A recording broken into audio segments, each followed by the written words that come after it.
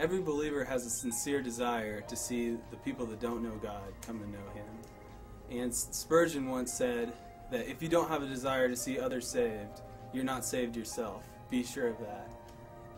But the sad fact is that most Christians aren't actively engaged in leading other people to Christ. Bill Bright said that only 2% of Christians regularly share their faith with non-believers.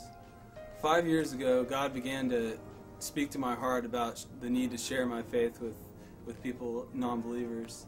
And I've been making sporadic attempts ever since. I would read a really awesome book that would challenge me, or I'd go to a conference or hear a good sermon from Paradigm or one of the conferences, and I would just go out and try to talk to the first person I saw. But after a couple days or a couple weeks later, my evangelistic zeal would fizzle out. So I've been kind of looking for a way to keep myself focused, consistent, in a way that would be practical and still be realistic. And whenever I graduated, I began to discover these 3 habits that was a way to discipline myself to do it. I like to call them the 3 habits for everyday evangelism. They're simple steps to keep myself focused every day to reach out to non-believers. So the first one is to pray daily for open doors and to walk through them. The second one is to prepare a 3-person impact list, prayer list that you pray for regularly and you intentionally reach out to them. And the third one is to plan time in your week, each week, to hang out with people who don't know God. The first habit is to pray daily for open doors and to walk through them. It's to take advantage of those everyday opportunities that all of us get and to pray each morning and walk through the day looking for that opportunity. Colossians 4, verse 2 says, "Devote yourselves to prayer, being watchful and thankful, and pray for us too that God may open the door for our message, that we may proclaim the mystery of Christ, for which I am in chains." When I pray, I need to pray that God would open up doors for me, and realizing that whenever I pray for open doors, I have to be willing to walk through those doors that He gives me. One example of that, I just started praying for open doors, and I was sitting in church, and a lot of times they have connection cards where you're supposed to write if you've committed your life to Christ or you've been baptized or anything like that. And the guy sitting next to me, I noticed, you're not supposed to look at your neighbor's thing, but I did anyway. And I looked, and he marked one of those boxes, and so I nonchalantly asked, "Hey, did you mark one of the boxes on there?" And he said, "Yeah." And he said he wanted to commit his life to Christ, he wanted to get baptized, and he wanted to recommit his life to Christ. So I was like, that must be an open door. And so I decided to get lunch with him, get dinner with him, and we went to the cafeteria, and I got to talk with him and hear a little bit about his story, and I got to share a little bit of my story. And ended up, I got to share the gospel with him. And it was just so cool that I had just started praying for open doors just pretty recently, a couple days before, and God gave me one smack dab just sitting right next to me in church. And it was just so awesome to see how God, when you pray for open doors, God will open them. Just pray that God would give me opportunities to witness. I do a good bit of traveling, and so pray that God would place people beside me on airplanes, and praying for the opportunities enables God to just really place people around me that I can witness to. 2 summers ago, I began to work for Stanley Steamer Carpet Cleaners, and we got in these yellow, big, huge, hideous yellow vans, and we rode around the city cleaning people's carpets. And a funny thing started happening as we started seeing lots of our other fellow employees driving around in the big yellow vans. And I never noticed that before. And even now when I'm at another job, I still see those vans. Like even today, this morning, I saw a Stanley Steamer yellow van. And it's a little part of your brain, it's called the reticular activation system. And it triggers your mind to notice specific things. And God has really started to show me how I can use my reticular activation system to turn on to opportunities to share my faith. For example, like when I was getting my hair cut today, my barber said that he was only off, the only day he got off was on Sunday. So I saw that as an open door where I could say, "So do you go to church anywhere?" Billy Hanks, author of Operation Multiplication, has once said, After extended observation, we have concluded that effective lifestyle evangelism takes place when a Christian specifically prays each morning, asking for opportunities to witness. It's that simple.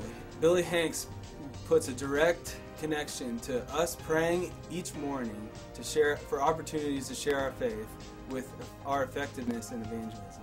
And that has really challenged me to each morning take that couple extra seconds or minutes and just really ask God and tell Him I'm open for what He has for me that day. Habit number 2 is to prepare an impact list of 3 people to pray for every day and to intentionally reach out to them. And it's just as simple as that. It's following a simple prayer, care, and share strategy where you pray for them every day and your heart grows bigger for them and you start to love them more and you care for them and you hang out with them, you serve them, and you share with them when the opportunity is right. And trust me, you will get a chance. If you're really praying for people and you're really caring for people, then you will have an opportunity to share with people. The other day I was on a plane. I met a guy who's an agnostic. His name's Lee. So at the end of our conversation, I said to him, Lee, if you'll write your name on this card, I'll pray for you. And he said, oh, why don't you just pray for somebody that needs it? Well, I pray for Lee anyway because I know he needs it. We led a team to China on a mission trip a couple summers ago, and while we were over there, the first 3 weeks, we didn't pray hardly at all for people by name. And the first 3 weeks, we didn't see anyone come to Christ. And we were really frustrated. We were trying to figure out what is going wrong. We did everything we needed to do. We loved people. We invested in people. But we weren't really laboring in prayer for people by name. Halfway through the summer, we decided to do something different. We decided to write people's names down on 3x5 cards, put them on the floor, and almost every morning we would get up and we would pray for those people by name. Second half of the summer, we saw 8 people come to Christ. The only thing that we did differently was we prayed for people by name. And after I put him on the impact list and I began to pray for him consistently, God finally gave me an opportunity to get lunch with him one time. He finally asked me what the difference between Christianity and Judaism is, so I got to tell him the story of Christ. And then I got to just share the whole gospel with him. And I asked him if he wanted to accept Christ right then, and he said yes, and he prayed right in front of me to commit his life to Christ. A non-Christian friend of mine, I began to pray for him every day that I'd have opportunities to share the gospel with him. And finally one day, after about a year of praying for him, he came up to me and I shared the gospel with him several times, but he finally asked me if I would start meeting with him on a weekly basis and going through Genesis and John and just working our way through the Bible and begin to read so he could understand it better. Pray for Raphael every day on my impact list. And so I did it not totally perfect, but I started praying for him more than I would have before. And turns out, making a long story short, I got to hang out with him more and more. And eventually I asked him, hey, you want to do a Bible study sometime? And on that first Bible study, he ended up committing his life to Christ.